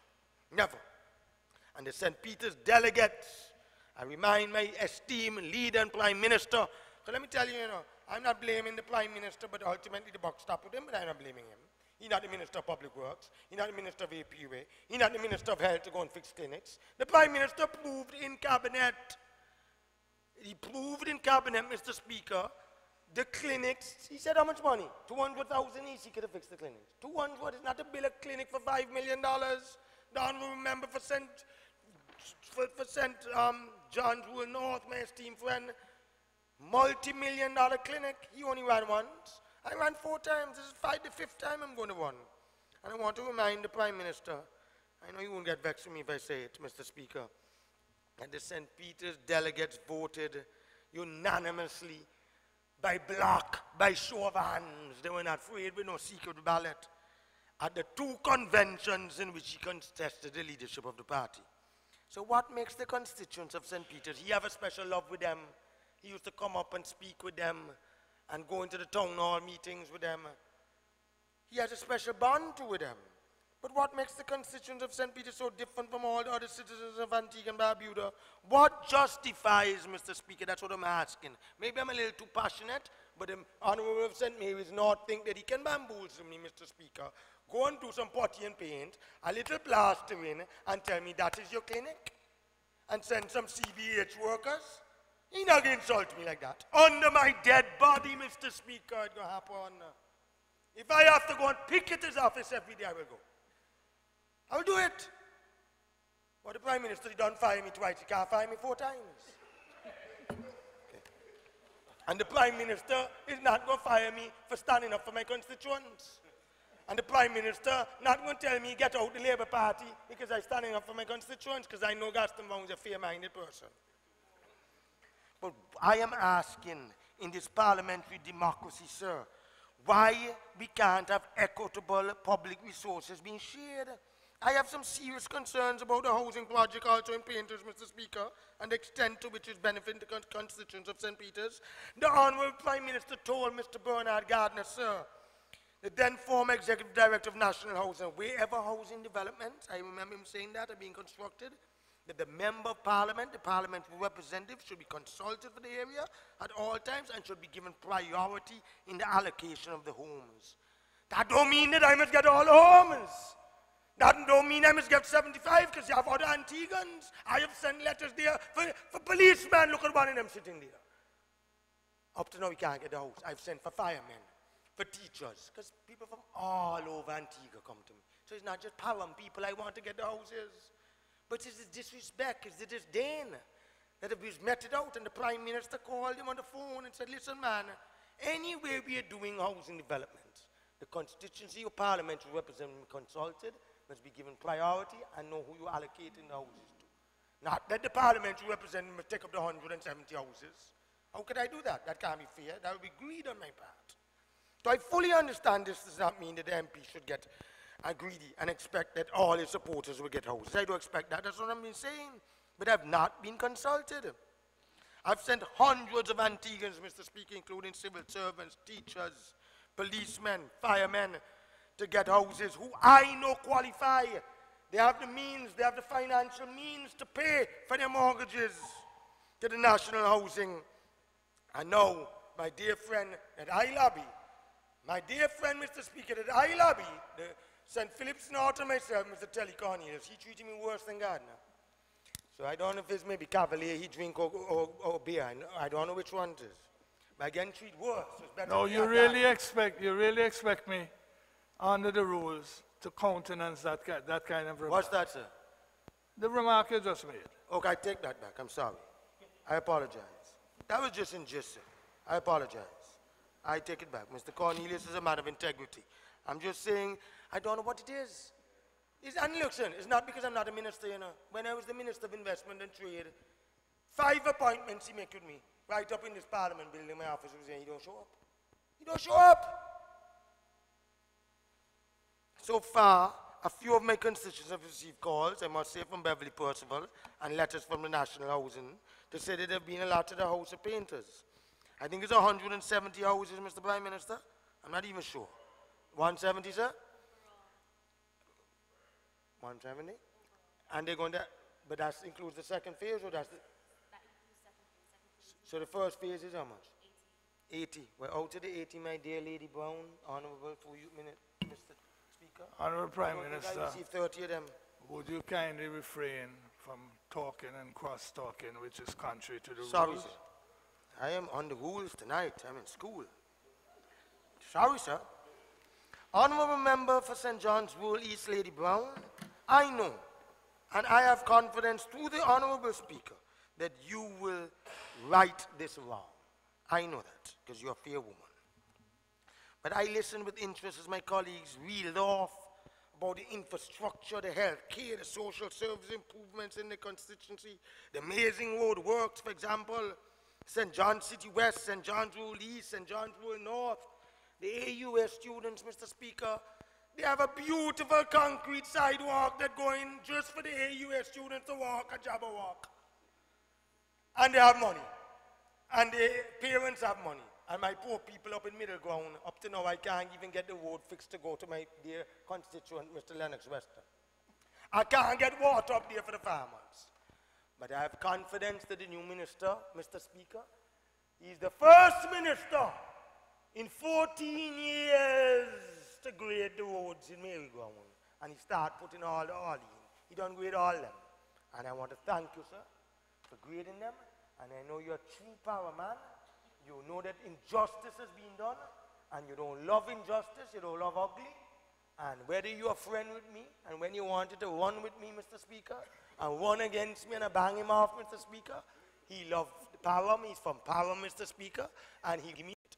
And he's a man of integrity and he's going to do it. So finally we are getting something done. But I hear, Mr. Speaker, the member for St. John's, who are not praising and praising the Chinese government about his clinic in Wool North. And what I have, a hot, that's what I have, a hot. The people in Piers can't go nowhere, the old people, Mr. Speaker, and the people in Param have no blood pressure machine, have no reagents, have no Band-Aid, have nothing, and every month out of my pocket I have to spend $2,000 to $3,000 to give the nurses up there to buy things. And when rain comes, Mr. Speaker, the whole clinic flood out, and you send CBH workers to fix it. That is an insult, is infra-dig to me, and I will not accept it. I'm not asking for no brand new clinic. I'm asking for a contractor from his constituency if he wants, or from any constituency, a legitimate bona fide contractor to fix the clinic, because it don't cost $200,000 to fix. The one in Piers, if the government can't afford it, right now we will use the one up by Sir Robin. Piers people will go up in that beautiful clinic, and Sir Robin don't have no problem with me and him. Me and him are the same. Me and you the same. My people and your people. Mr. Speaker, I just wondered how much do the lives of the people of St. Peter's constitution matter? They're sons and daughters of this land who pay taxes like everyone else. They deserve their fair share of the national pie just like their brothers, sisters, and comrades in other constituencies. And their representative happened to spend more from his pocket attending to the needs of his constituency than any other MP in Antigua's history. And I say that without contradiction. It's an incontrovertible and an irrefutable fact. And they have meekly waited, sir. They have waited, Mr. Speaker. They have murmured not. It seems regardless of which government is in office, the more neglect and abandonment they take, the more they're expected to take. And this is untenable. It cannot continue. And my honorable Prime Minister, my political leader, before I close, with the greatest respect I have for you, I have a conscience. Every man has a conscience, and injustice is injustice, no matter how you put it. And the people of St. Peter's deserves a lot better than they have been forced to endure. And they have been taken for granted by the party, now in government, that they have faithfully supported for 6 decades. It is not right. It is not right. It is not fair. It makes a total mockery of representation and parliamentary democracy. And come the next election, if the people of St. Peter's constituency are not on the same level playing field of government's community development, assistance with other constituencies, it will be unconscionable of me, Mr. Speaker, to go out and to seek their votes. I will not do it. I will not do it. Today is January the 31st? 1st of February. The 1st of February, 2019, Mr. Speaker. And let Hansard record that Asot Michael will not go back to the electorate of this country, whether on Labour Party, Independent, I'll never run UPP, OA, and I will not ever face the electorate 4 years from now, or whenever the Prime Minister decides to call the election, if I'm not given my fair, equitable share. Not more than anybody else, but an equitable, level playing field. They can find a new candidate. Maybe that's what they want. Maybe that's what they want. But I will not do it. Not as a representative of the Labour Party or any other political party. Not as an independent. I will rest, sir, and I will ride off into the sunset. I have served this country for 21 years. Not 19, Mr. Speaker. 21 years. I was Lester Bird's Chief of Staff at the age of 27. I will ride off. I have made my contribution, and I'll go and write a book. In concluding, under the leadership of the Honorable Prime Minister, the Cabinet and those public servants all working for the good of the nation and the interests of the people, the Labour Party have been steadfast and focused in this budget. You want me to speak on the budget? So I'm concluding on the budget, Mr. Speaker. From today onwards, we must even be more vigilant and resilient to the distasteful and to the acidic accusations being manufactured by the UPP. Through distracting mouthpieces, the UPP has been a purveyor of divisiveness. Rather than help to create a progressive society, Mr. Speaker, the leadership of the UPP has been busy defacing this nation's reputation day and night day and night internationally, saying all sorts of evil about our CIP program, about our government, about our ministers, publishing all types of negative articles on the World Wide Web. But those sowing seeds of destruction will be punished for their lies and their wolf crimes of doom and gloom. And pray tell me why, Mr. Speaker, is that the majority of the local population is experienced better today than compared with 3 or more so 5 years ago, sir? Why is it that regional and international institutions, sir, and persons can speak about Destination Antigua, the Ministry of Tourism, and all the good work the new minister is doing in glowing terms, and commend the work of the Tourism Ministry and several of its officials? How did our country, sir, achieve its many accolades despite the UPP naysayers daily spouting the dangerous rhetoric of gloom and doom and that we are bankrupt? How can things be so bad when we just experience a growth rate of 5%, and even if they're questioning it, Mr. Speaker, and it's 4% or 4.2, it's still the highest in the region? Mr. Speaker, forgive me, sir, but the answer is very simple. The UPP did absolutely nothing to improve the livelihoods of the citizens of this country. They will stop at nothing to derail the achievements of this government and on behalf of the people of Antigua and Barbuda. But locally, most persons are tasting the fruits of their labor. Jobs are returning to the people of this country. Visitors are coming. Tourists are coming. They're spending money, Mr. Speaker. Taxi drivers are gaining. Vendors are gaining. Businesses are profiting. And all this because the government is helping, pushing, advancing, caring, led by the Honorable Gaston Brown and his team of competent, hard-working ministers. Mr. Speaker, the year 2019 will be another bumper year for our country's economy and expanding our sustainable development. I'm confident, sir, Mr. Speaker, that the benefits shall redound to all who dwell within our shores. I plan to do my part as a backbencher. I plan as a member of Parliament also to do in my usual way, unstintingly, diligently, and open-handedly. Though I walk through the valley of death, I fear no evil, for God is with me. The people of St. Peter with me, and I am with them. The Antigua and Barbuda Labour Party will continue to strive for you, the people of Antigua and Barbuda. We are good government. We are good government, and we have good government ministers. We are a good party, and we are building an all-inclusive society under the leadership of Gaston Brown, where we all prosper. We all share in the spoils of victory.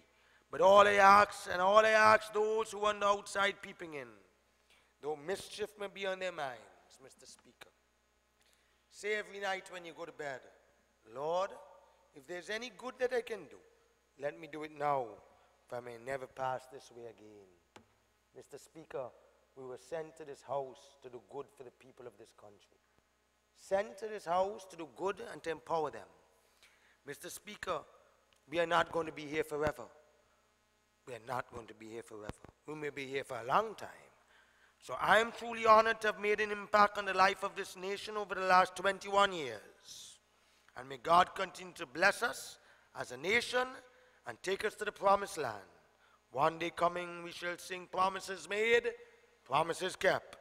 Let us endeavor in unity to build a stronger, safer, and prosperous Antigua and Barbuda. Mr. Speaker, members of this honorable House, citizens and residents of Antigua and Barbuda in general, and my beloved constituents of St. Peter, please accept my very best wishes for a bright and prosperous 2019 and beyond. Mr. Speaker, working together in unity, we can make this country a living paradise for all. And as I end, I recall the words of our national hero, Sir Cornwall Bird, in 1967 when he said, "The needs of one are the concern of all. Progress for one means progress for all. Our own best interests that we should come together. Come together, we must, for the good of our people." Mr. Speaker, thank you very much for the time that you allotted me and to the House, and for the extra time. Thank you.